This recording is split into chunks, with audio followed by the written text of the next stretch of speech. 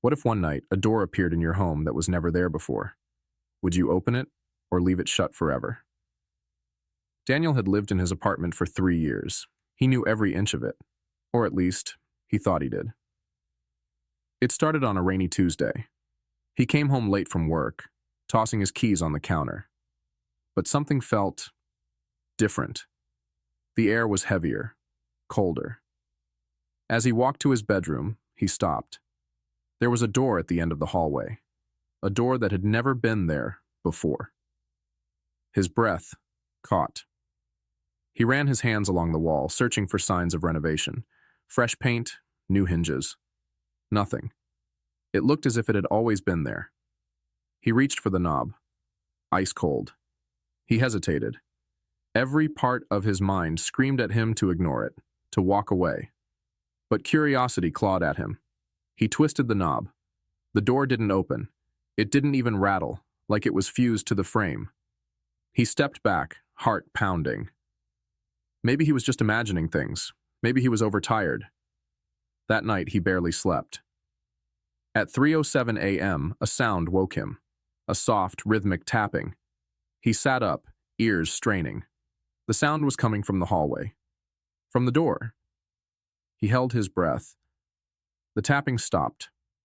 Silence stretched. Then, tap, tap, tap. He grabbed his phone, turning on the flashlight. The door looked the same. No handle this time, no hinges, just a smooth, solid surface where it had been before. His stomach twisted. Had it changed? The next morning, he called his landlord. The response was unsettling. What door? There's never been a door there. Daniel laughed it off, but the unease never left him.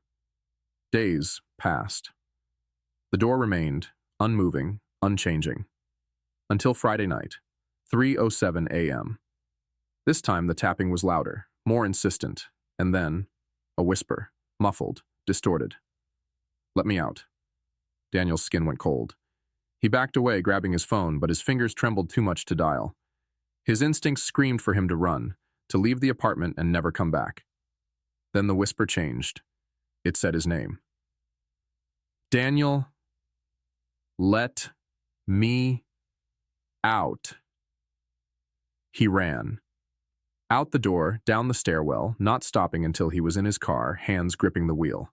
He drove aimlessly, trying to shake the feeling that something was waiting for him back home. By sunrise, he convinced himself it was all in his head.